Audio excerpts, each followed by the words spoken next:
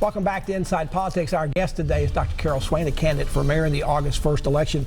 Dr. Swain, affordable housing was a huge issue 4 years ago. It continues to be a big issue now. You're focusing particularly on what you call blue-collar housing. Yes. How is that going to work?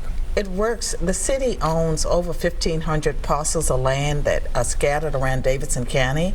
And what I would like to do is to make some of that land available to developers and contractors who could build homes that would sell for under $200,000.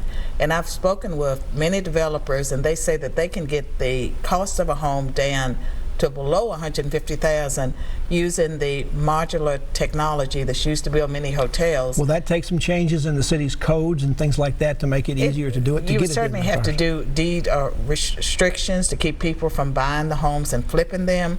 But yeah, it may require some changes, but it is something that can be done. And the value of it is that the reason why developers can't build affordable homes is the land cost in Davidson County is so high. And so we have a lot of land that's not being used. We have buildings in communities that could be used for community centers, various things that Metro has that's just out there that I believe could be put to better use. Affordable housing also gets into low-income housing. It also gets into the problems of gentrification in some neighborhoods. How do you address those within your plans? Well, I think, there are economic opportunity zones and things that would work to the advantage. Yeah, a federal program. And I think that we have to figure out a way to cooperate with revitalizing neighborhoods without pushing out the people who want to remain. And I'm very concerned about the elderly in the sense that there's some elderly people in various parts of Nashville where they're being harassed by developers who want their property, or people that are enticed into selling their homes for far below market value. And what I would like to see in the mayor's office is some type of representative or liaison that would work with people when they're negotiating to sell their homes to make sure they're not taken advantage of. But I know that growth is going to take place. I think neighborhoods need to decide how quickly and how much they want. But I think we can do a better job of protecting the interests of the neighborhood. If you're elected mayor, you'll inherit the budget that Mayor Briley submitted. The council did not come up with its own for the first time, and the mayor's went in by default.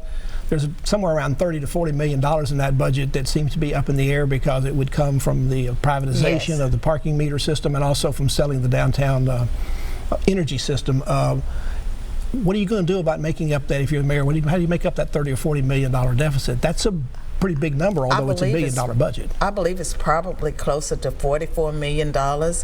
And one of the first places I will go is to the Music City Convention Center and the Tourism Board, not to pry money from their hands, but in the past they've helped out Mayor Barry as well as Briley. They have been good citizens as far as helping the city out when it has a need, and I see it as a one-time issue. With the parking meters, I would keep them, I would upgrade them so that they could take credit cards. That would bring in more revenue for the city. Did you increase the fines? Not as much as the private company would increase them. I don't know about that, but I know that they need to be upgraded.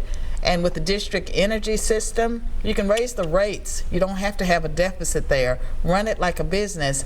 And so I think that we do have to plug that $44 million hole, because I'm not in favor of selling revenue generating assets. But I do believe that there are people in Nashville that care, that will contribute money. Companies can do that legally through IRS rules. We can plug that hole, and then going forward, we will have a balanced budget, and I will cut the waste, and I will also order forensic audits of some departments. Revenues are up in Nashville. We should not be broke. Property taxes haven't been raised in Nashville going into next year for 8 years. Are you looking to do another 4 years if you're mayor without being able to raise property taxes? That would be my ideal, because just because taxes have not been raised, that's not a reason to raise them. Revenues are up in Nashville 23%. That translates over the last 5 years to something like $440 million. That money could be used to fund the first responders, the teachers, to pay for a lot of things that we need in the neighborhoods. The problem with Nashville is there's been tremendous waste. We've had mayors that can't say no to special interest groups, and I think that as mayor, I will have a different set of priorities, not that I think I know, and I believe that we can pay our bills, we can thrive, and we don't have to raise property taxes. And I do have some ideas about other ways we can generate revenue. I just haven't released them yet. Electric scooters are a problem in Nashville and all over the world if you go out and do a Google search about that. In Nashville, the council has decided to go with more regulation, fewer numbers of scooters on the street, and fewer companies doing that. Is that going to be enough? Do you think it's time to just completely ban scooters in Nashville? I think they should be totally banned, and the fact that the city council was willing to go along with keeping, a few companies, I think that they are public safety hazard to the riders and also to pedestrians and the handicapped.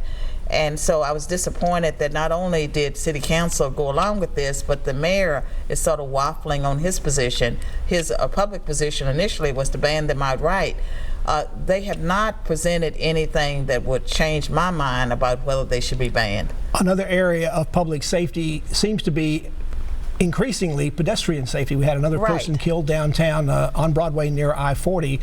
What would be your plan as mayor to protect pedestrians better in Nashville? There are a couple of things. There are several things. One is that there are parts of the city where people have been killed that didn't have sidewalks, that ought to have sidewalks.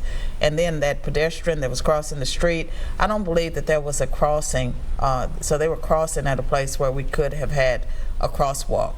Put that in place. But the other thing is that we just need more police officers on the street.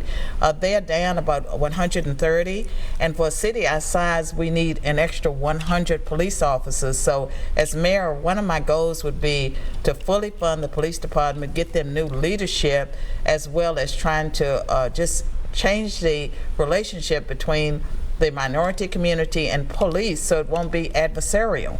Carol Swain's our guest. She's a candidate for mayor in the mayoral election coming up on August 1st. Back to continue our conversation after you watch these messages.